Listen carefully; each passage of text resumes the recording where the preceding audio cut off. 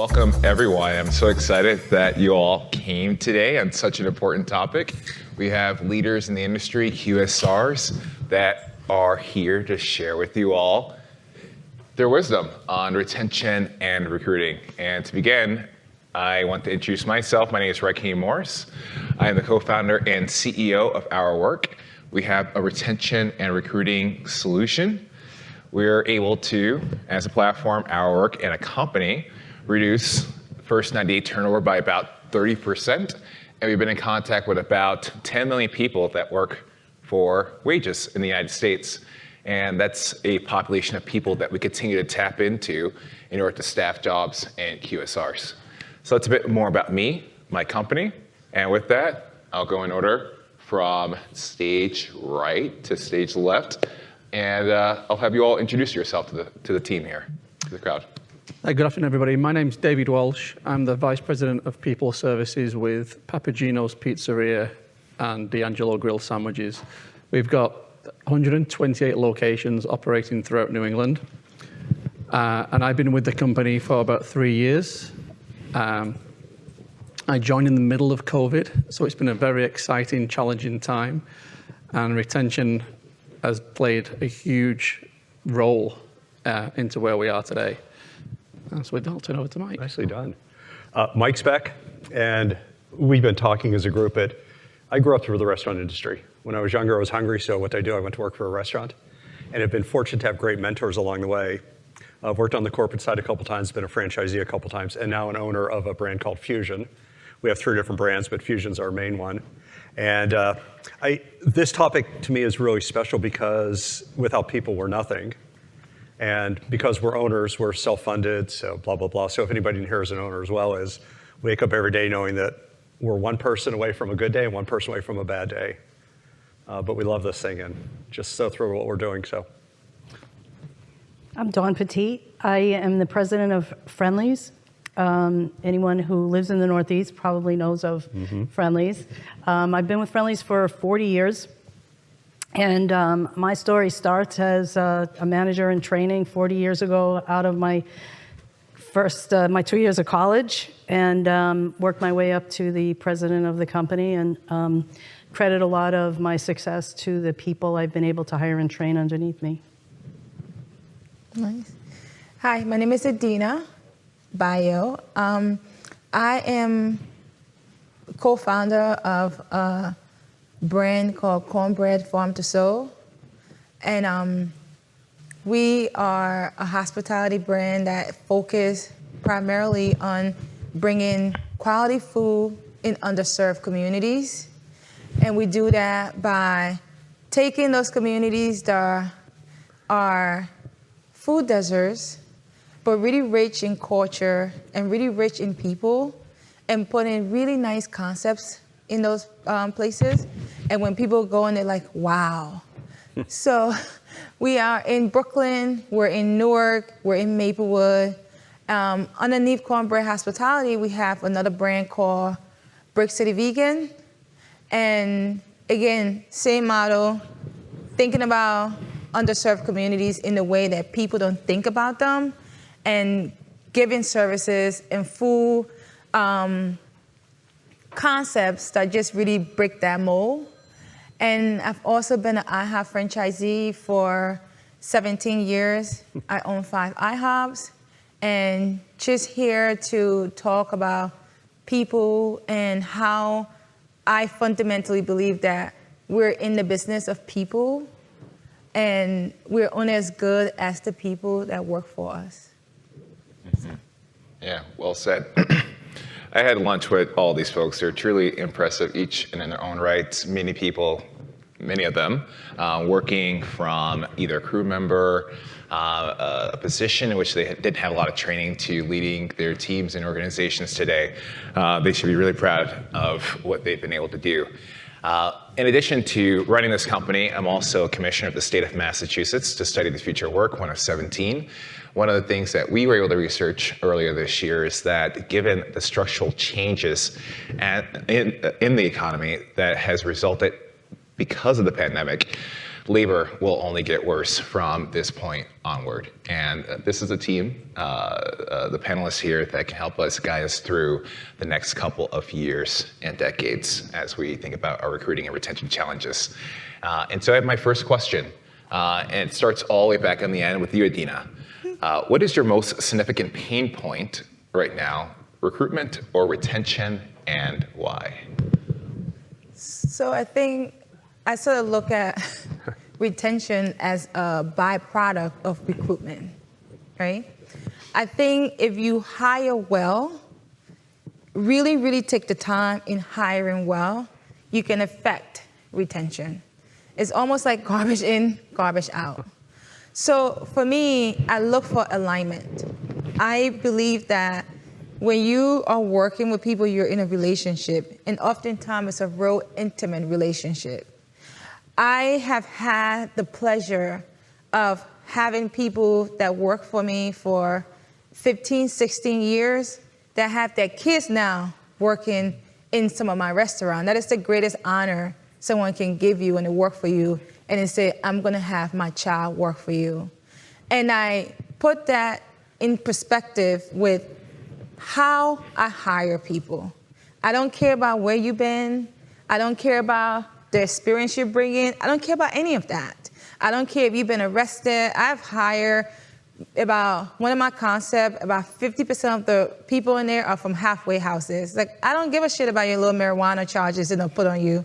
Mm-hmm. You know, I'm gonna give you a second chance. I'm gonna give you the opportunity to ultimately live out who you wanna be while you're here. And I'm here to support you. Mm-hmm. And I think when people are coming through your door and you're having these kind of conversations with them, it's so much easier, so much harder for them to leave you. So I say I'm going to be the best girlfriend you ever had. Very good.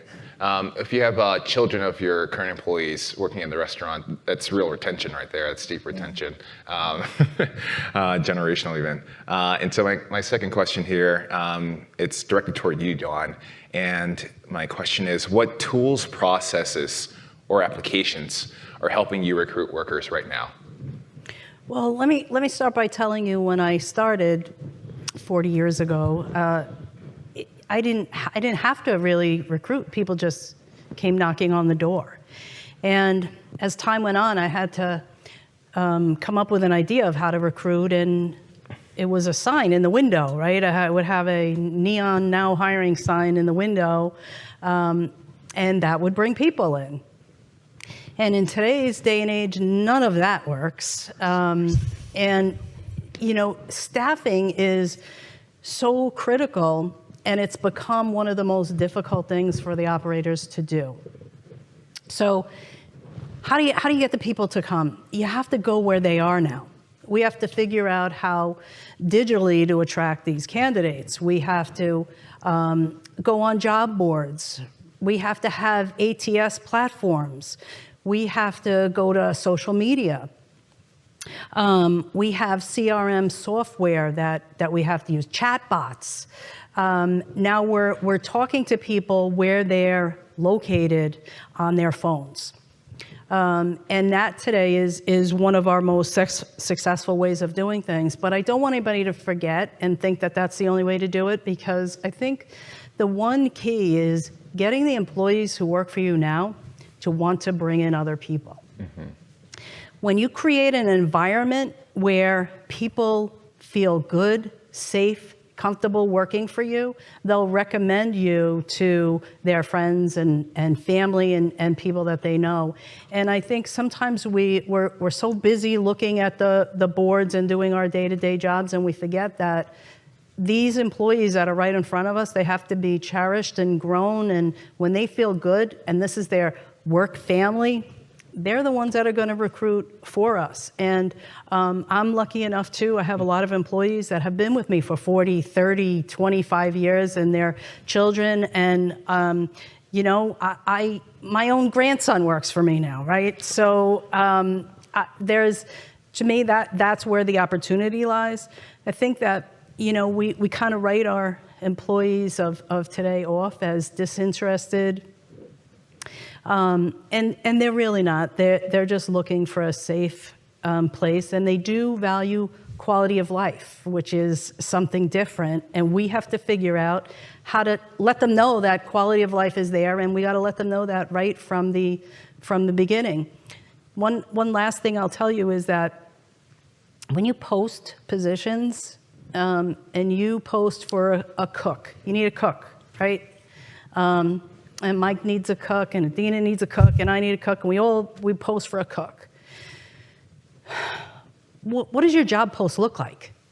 When I want to attract a candidate, I have to be a little bit more creative. And when I look out there at the posts, I needed cooks, and I had to figure out how to make my post stand out. So now I don't hire cooks, I hire grill masters, right? So you're a grill master, and you have a competitive salary and a bonus. Well, guess what? All of a sudden, I started getting candidates. So sometimes it's just being a little bit creative about your posts. I want to piggyback onto what Dawn was just saying. I think the first time in about 18 to 24 months, there are now more people looking for jobs than there are companies advertising for jobs. We just had a review with one of our vendors over that topic. And it is, how do you separate yourself from the crowd? Being specific with those positions that you're putting out there, and showing that this is not just a job here and now. There is an opportunity for career development. So what are you putting? You've got to grab the attention of the applicant in the very beginning with using keywords like grill master. What's differentiating you from everybody else that's out there that's looking for that code? What do you offer a referral bonus after 60 days, 30 days, immediate? What does that look like to attract more people in? What is my career aspirations like? Do we have benefits? Do we have a 401k plan? Do we have health insurance? And all of those things that make this an attractive place to work, to want to stay around for longer. I think those are things that you've really got to do to separate yourself from the crowd. Very well said. Very well said. It's clear that the labor economy isn't working right now. What changes do you think need to happen, Mike? What changes do you think need to happen so that restaurants and workers get what they need in the future? I've got a pretty strong opinion here. And first of all, I want to say thanks for joining us today, everybody out there. We were, that's right, you're hired. Good, come on in. Hey, I like you. Derek. But I've just got a very strong belief that this morning there was a presentation on Gen Z, I think it was, and millennials, a lot of conversation about that in the big room. And I have this strong belief that the more things change, the more they stay the same, if that makes sense from the people side. Is if you look back 40 years, and again, I'm now the old guy in the room, which I remember being the kid, and looking at all these guys. But I just remember the first person that took care of me, that told me what my job was, how to do it, how much fun it was, and how to grow.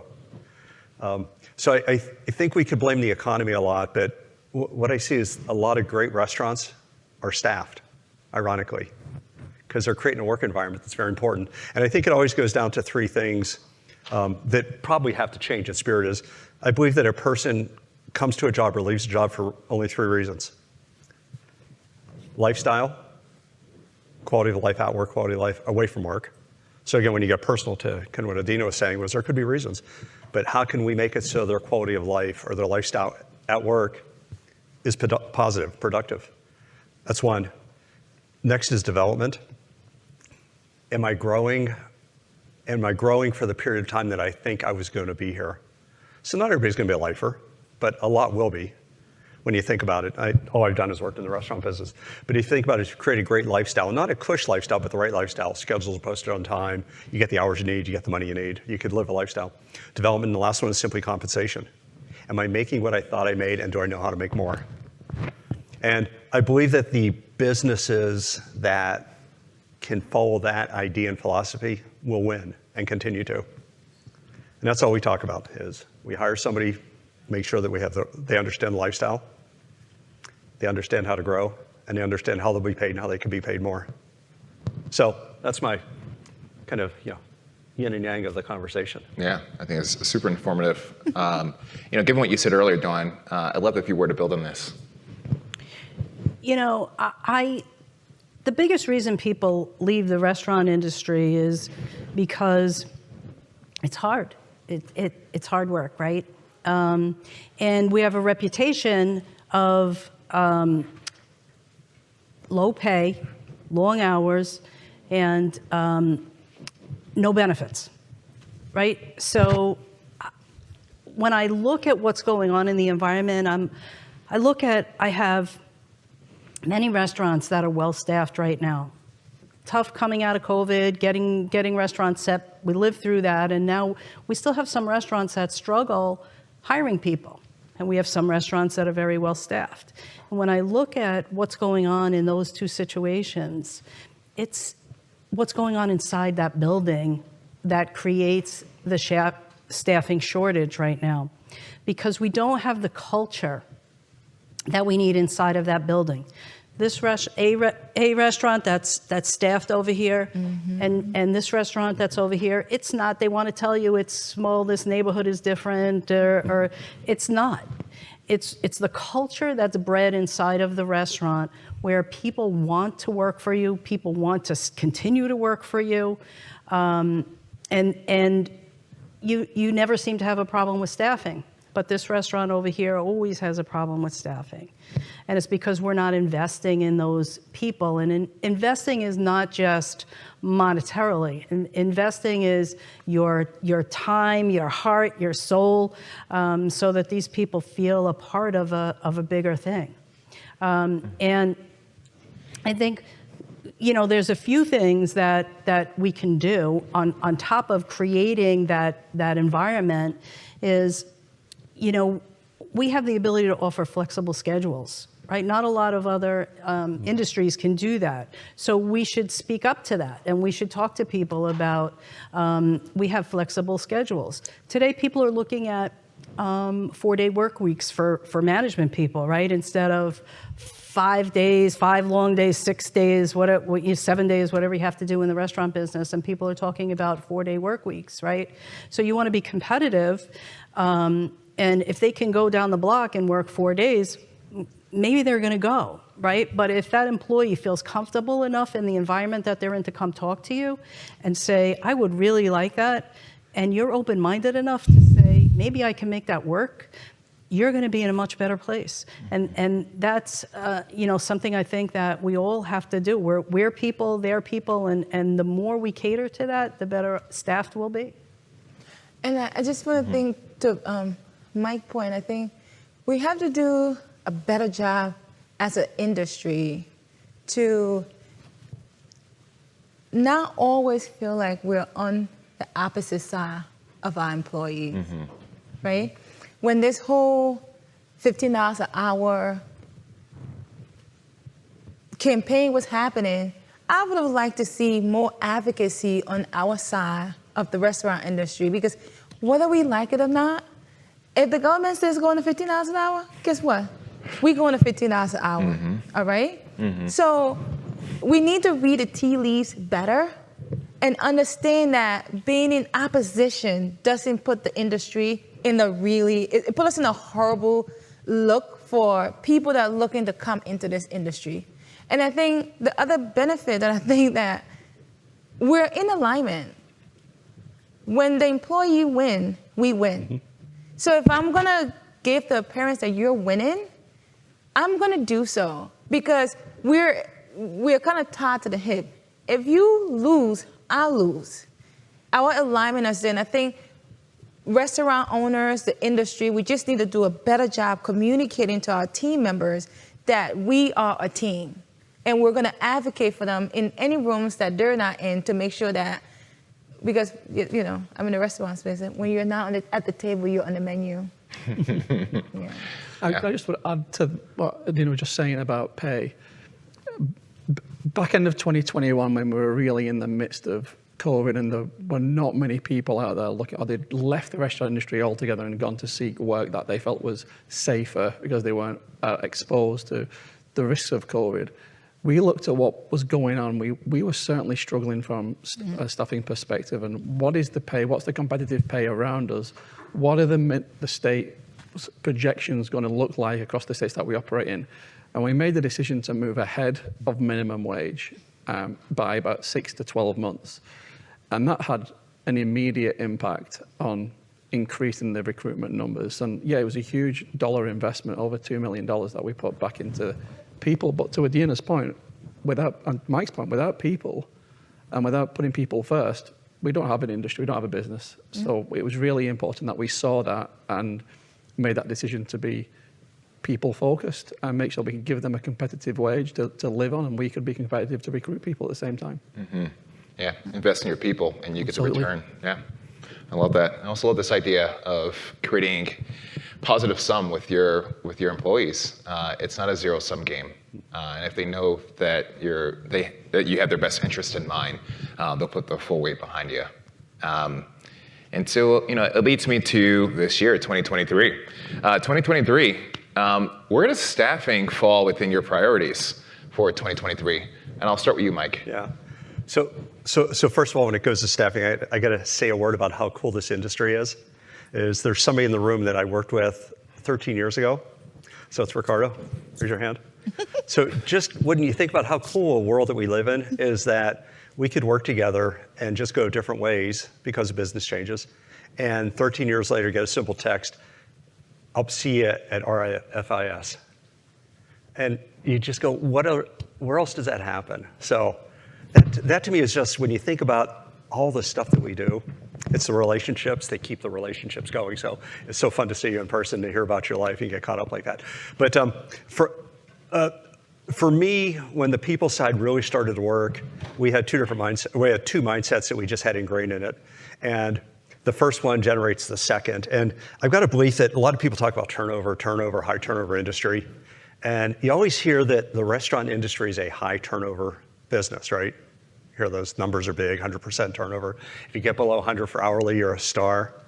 Well, I woke up one day and went, it's really not a high turnover industry. It's actually very low, right? So if somebody leaves you, where do they go? Very likely they're going to another restaurant.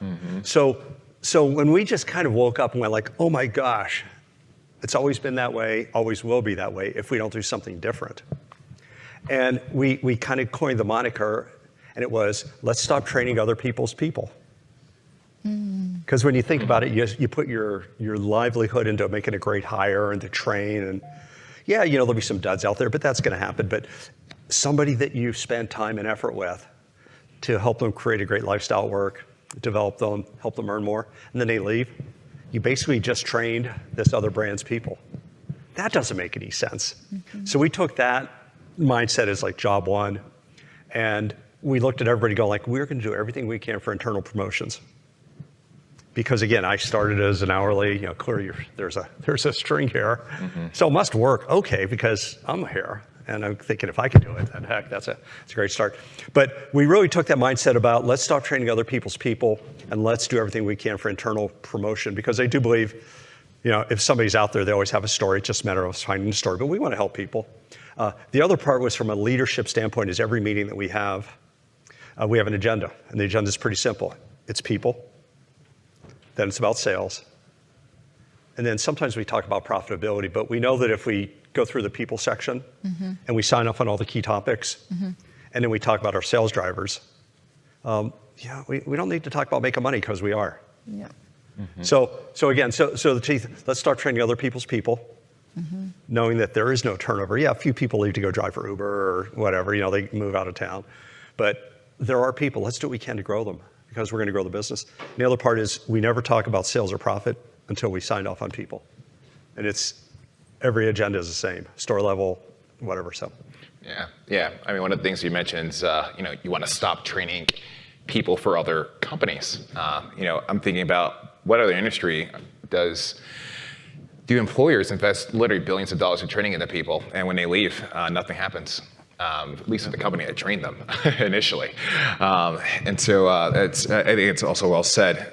So same question to you, David. What does staffing fall into your priorities for 2023? Number one. Yeah. That's a short answer. It's always going to be number one because as we've all said, without people, we in our case, can't make pizza, can't make sandwiches, can't give a great guest experience. So it's number one in terms of recruiting the right people, and we are in the middle right now of completely overhauling our training design. which that could be a topic on its own. We could sit here for hours as we talk about how we're redesigning the training plan. But the point of the training plan is to make it easier and quicker to internally promote, to Mike's point. And that's why we want to see this as a career opportunity, not just a job. So that's a short answer for you. Yeah, absolutely. Yeah, we had a really good conversation about restaurant careers earlier as well. Not appreciated enough. I'm going to turn it right back to you, David, who is also an HourWork customer, multi-year customer of HourWork. How have you seen retention impact your bottom line? So I think you've got to look at this. I think I'll put it this way: as an organisation, if we can measure something, we will measure it, and we're fortunate we can use things like tools like Power BI to use dashboards to see how we're performing.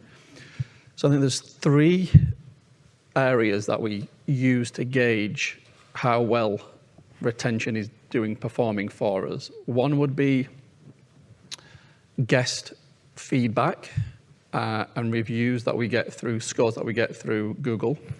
The second would be in restaurant, the call abandonment rate. And that would be, we want to see that be low, right? In 2021, 2022, those numbers were per restaurant were triple digits weekly per restaurant. And that's a sign of, well, there's not enough people to do the job to get to answer the phone, right? So that's the first thing that fell off, was they just weren't answering the phone. So going into 2023, those numbers are down into low double digits, and in some cases, last week, in fact, we had 0 abandoned calls in a number of restaurants. So that means that we have more people, more comfortable in their role, understanding their role, better trained, and so they're more comfortable to do their role and therefore answer the phone. The third one is just empty out of my head, and I can't remember what it is. It's a good word for you. But it's guest review, call abandonment rate, and the third one is just totally empty, gone out of my head. But it's the longer people stay in the role, the more comfortable they are, the better trained they are because they have been with us, they're able to promote through.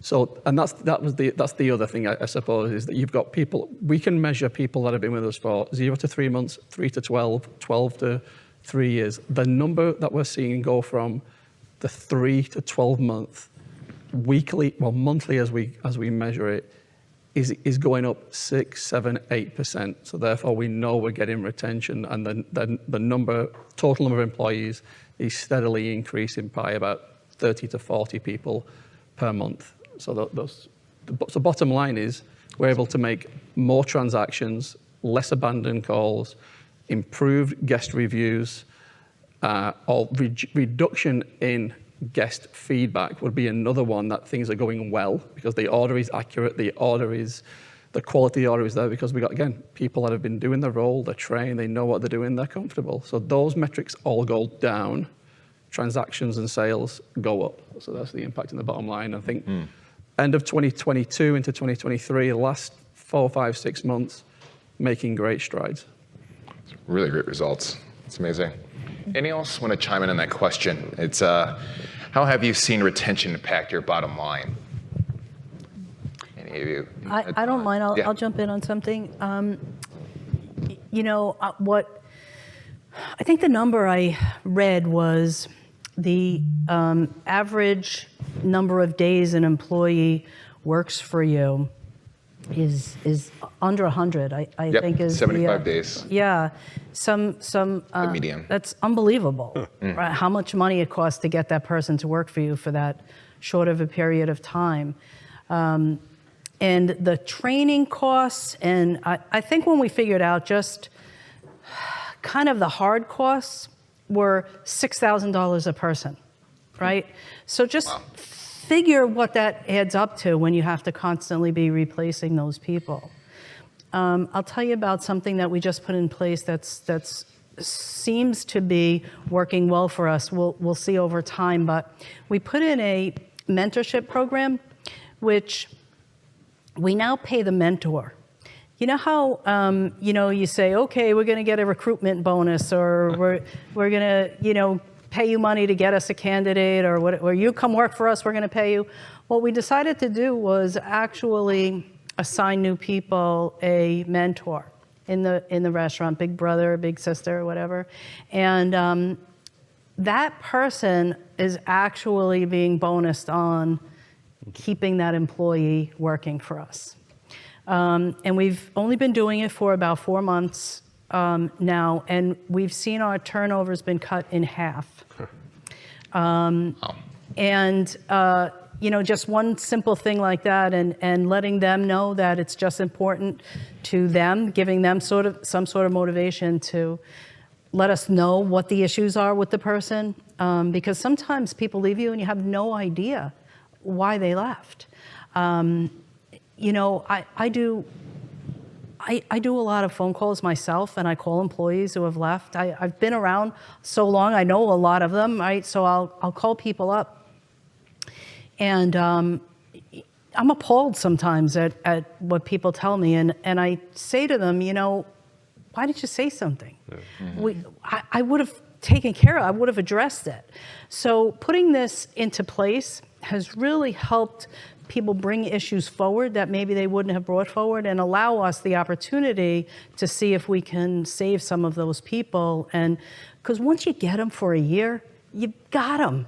You got them. So it's, how do we get over that hump of 100 days, right? That's really the key. Yeah, couldn't agree more. We've done, so we're in about 10,000 quick service restaurants, HourWork, and we've done a couple, tens of thousands of X interviews. The vast majority of the results, the responses that we get from frontline workers of why they quit, they're completely preventable reasons, to your point, Dawn.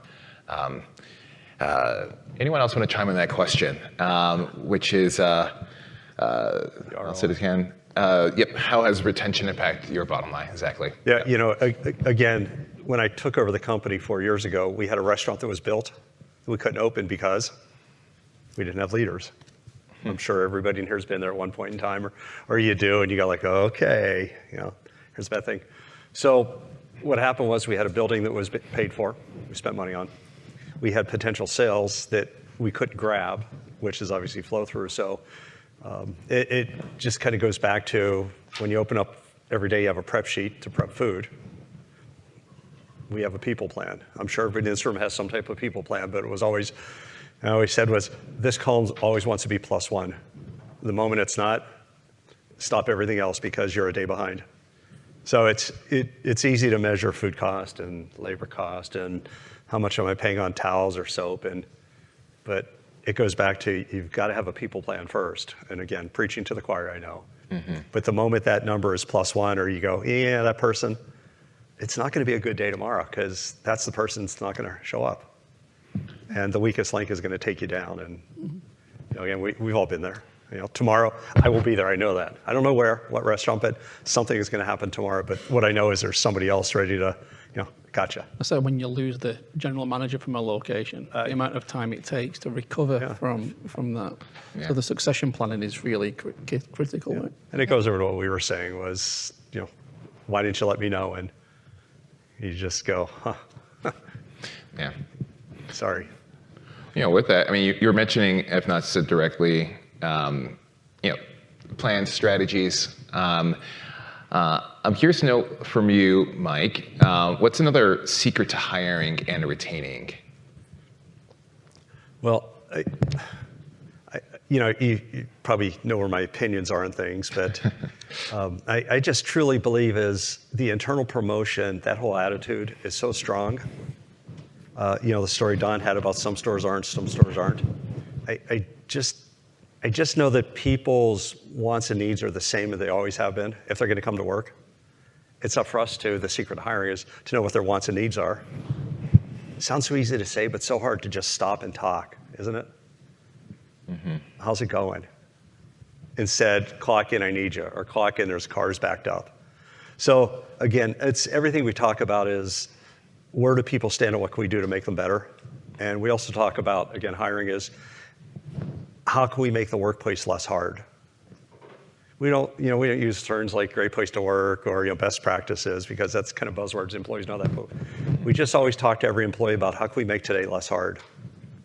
And it's so enlightening when they'll just tell you that we need straws, or that the trash can liners we started buying don't work, and you just want to put a pencil in your eye sometimes, but you go, thank you very much, and you made it less hard for them. Mm-hmm.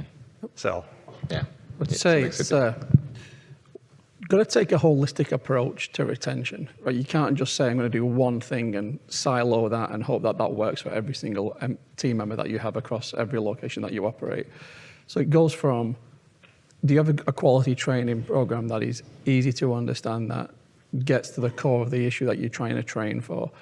Are you celebrating the successes, no matter how small? Do you let that person know in the moment, great job doing this, doing that, and if you don't have the time to do it in the moment, can you let them know through digital social media or some platform after the fact? We use a system where they can get what's called an impression. And when we started that, it's absolutely gone through the roof. We have tens of thousands of impressions that are out there for good job, thanks for listening, good team member, thanks for communicating this or that. And they going off all day long. We have a leaderboard. We talk about those when we do all hand calls with the entire organization. We always pull the leaderboard.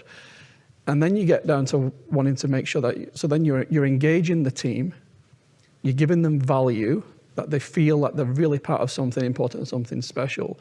But then we want to know when things are not always going great as well. To Mike's point, the trash bag doesn't fit. So our work for us has done an incredible job with that. So it's a text message that goes out on a cadence, first day of hire, first week, first month, 30, 60, 90, you get the idea, the cadence that they go out in. And it's a simple text message that just says, how's everything going? Is there anything you need help with? Is there any questions that you've got? How is it working with your team? And so the questions change each time they go out. And the feedback that comes in could be, no, everything's great, love the team, training has been great so far, to I'd like more hours, or I'm really not comfortable with using the register just now, or this job sucks. I hate the management team. Yeah. They don't know what they're doing, right? Those are huge. All of that feedback is so important. So in real time, that text message comes in. The way we structure it is to go to the area manager, so it takes it out of the general manager's daily need to check on that. They can focus on doing their job. It goes to the area manager. They can then respond, because it comes into their inbox. They can email and say, so sorry to hear that. Let me check in with you later today or tomorrow. So it's real time, it's acknowledging, it's engaging the team member. So it's not just going to a chat bot where there's no real person there, it's going to a real person. Then the area manager can then go in and coach the general manager. So now we've got this trickle down effect of continual coaching, improved feedback, go to the GM and say, this is the issue, let's go and dig into that general manager, that team, and find out what it is. If it's as simple as, need more training on the register to be more comfortable. Really easy fix, right? Let's have them shadow somebody on the register, and we'll give them some online training as well that we can support that with. If it's more systemic around the culture of the location, because they're saying that the management team is terrible, then we maybe need to go in there and really look deeply. Is this the right people running that location? And do they need more training themselves? What's the real core issue? So this feedback has just made a huge difference. And when I ran our turnover numbers from 2021 through 2022, and I looked at the time that we started with HourWork, now solely, we're doing a lot of things. We're changing the training program. We've got impressions going. We've got we've got workshops with general managers where we talk about things in a growth mindset frame. That's what we're looking for. So they know how to give feedback, they know how to delegate, they know how to manage their time, all those things. Plus the HourWork component. When I look at all of those things, we've been able to reduce turnover by 20% in year over year. So I think just made a huge strides. Huge strides. Genuinely a great answer. I was able to get into your strategy brain too with that as well. That was really that was helpful for me to understand your perspective there. Thank you. Well, another recruiting secret, hiring recruiting secret. I'd love to get your take on this, Adina. I think what's been really, really helpful for me and my organization is that I look at hiring, I look at employees more from a perspective of what do I need to do for you? So during COVID, had a lot of horrible things that was happening to my employees.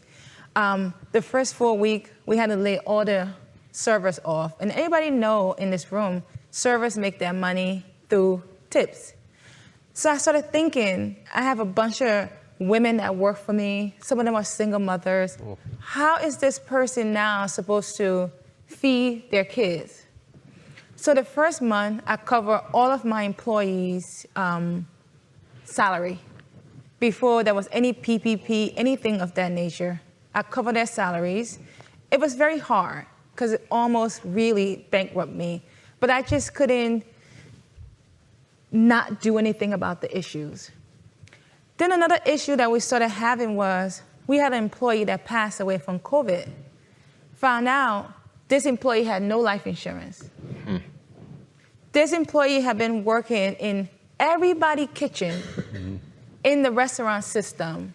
He was a 60-something-year-old man and had no life insurance, none. I had to cover his funeral. I had to cover everything related to that. I started thinking, this is no way. This just shouldn't be happening in this country. So now all of our employees in our ecosystem, when you work for us, you get free life insurance, you get free dental, free vision. I cannot ask you to smile to the guests if you're subconscious about your dentals. Yeah. So you know what? I'll pay for you to go to the dentist.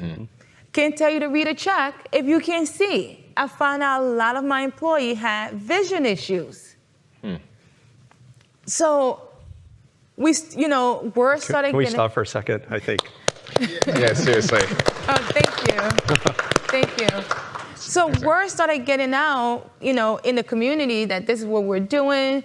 We became like a hub for people to come and work.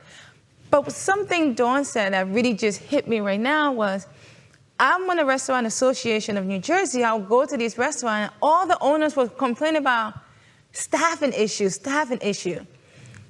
And I couldn't relate. Why couldn't you get people to come and work for you? Until I had a GM left one of my stores. And we put a new GM there. She was a little terror, okay? And people wouldn't stay. People just wouldn't. I just kept saying to myself, what are we doing at this unit that we can't get people to stay? And one of the employees came to headquarters one day. She was upset. She had worked for me for a very long time, so she was very comfortable, yelling and screaming. I said, what's wrong? And she gave me the whole down low on this GM, and it hit me like a ton of bricks. We had a problem, not with the whole ecosystem, but with one person that couldn't keep those 4 walls positive, a place that I want to come into work, somebody that is my cheerleader. Who we have in our stores representing us as owners can make or break your units. And I'll just say that the fish doesn't go bad from the tail. It starts to go bad from the head. That's a Caribbean saying. Yeah, all said. And all the things that you're doing are very admirable. Again, I commend you for doing that. I'm truly impressed. We're wrapping up in our time here. I can honestly say that I learned a lot by moderating this panel. Thank you to each of you for giving such great quality answers rather. And with that, we'll conclude the panel here. And if anyone has any questions, glad to answer those questions. Thank you very much. Yeah.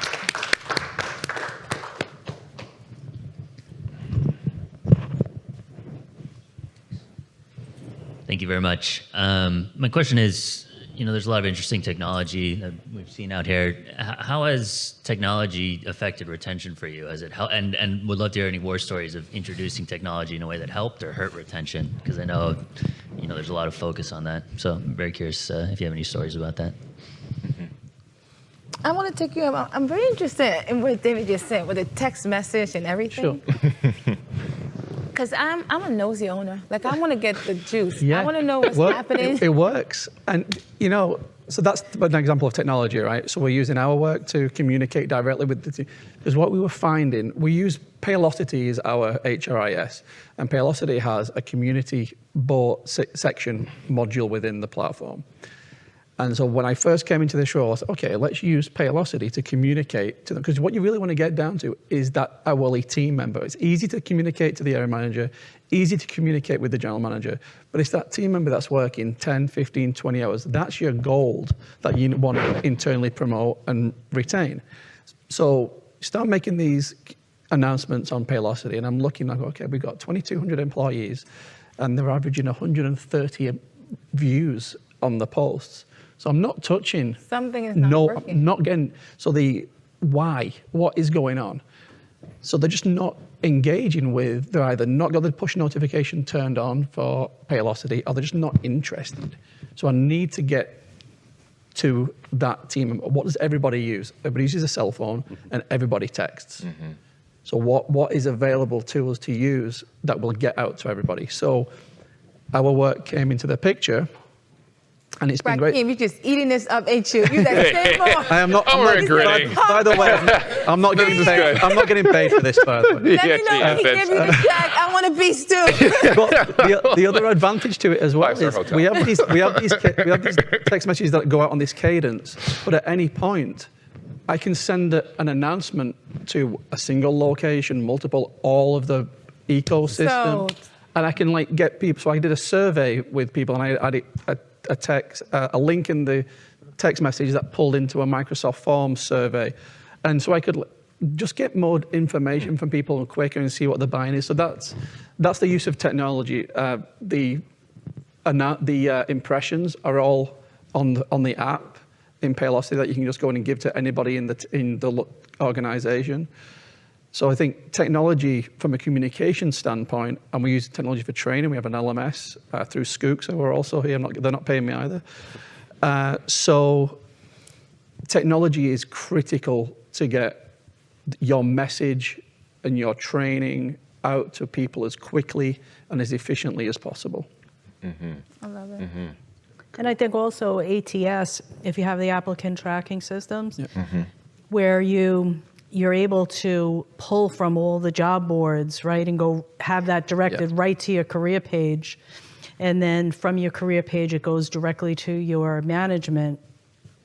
And then the managers, all of a sudden, it's like you go with an ATS, and they're like, they went from having 2 applications a week to having, 40 applications a week. What happened? Well, the applicant tracking system is working. Mm-hmm. So I definitely think that's something, if you don't, or you haven't used so far, that's definitely a valuable tool. Totally agree. And if you can parlay that with some form of social media outreach that also pulls back into your ATS, then you're really onto a winner. Yeah.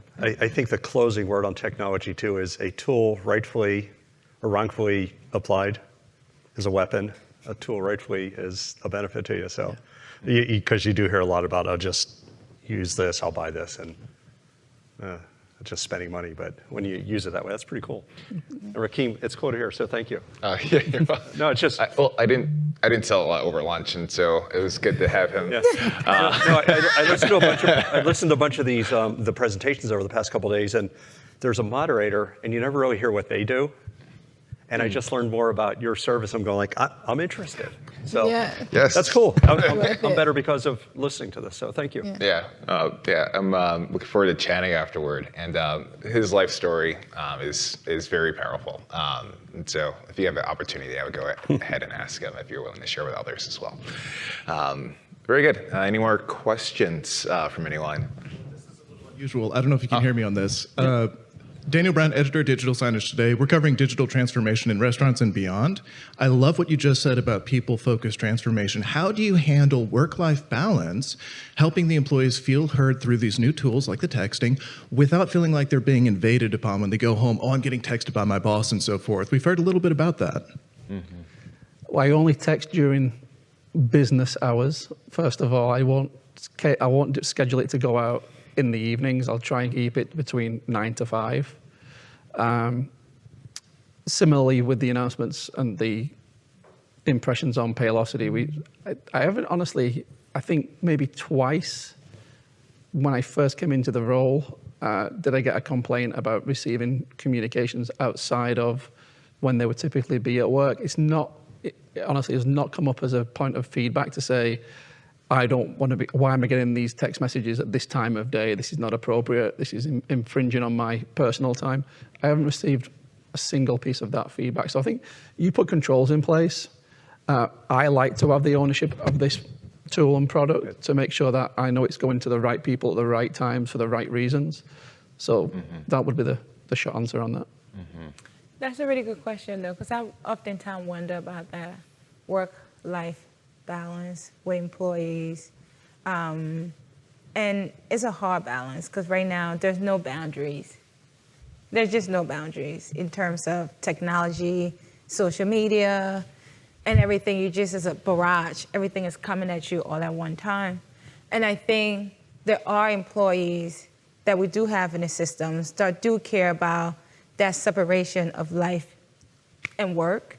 And I think you have to listen. In this case, the benefit almost outweigh the, I think if someone is going to feel like the technology is too much, if the technology is coming from the perspective, I want to know what's going on, then use the technology to tell me, hey, don't text me 6 o'clock in the afternoon through my same technology, right? Because then you can then use the same technology to get that feedback and correct it. And say, hey, we got this message that said, don't text me after work hours and things like that. But I think it's a good question. It's something that I wrestle with a lot. So thanks for asking it. Yeah. Thank you. You're welcome. Great question. Well, thank you to the audience for listening to us. Thank you, guys. Yeah. Thank you. Yeah, thank you. Great.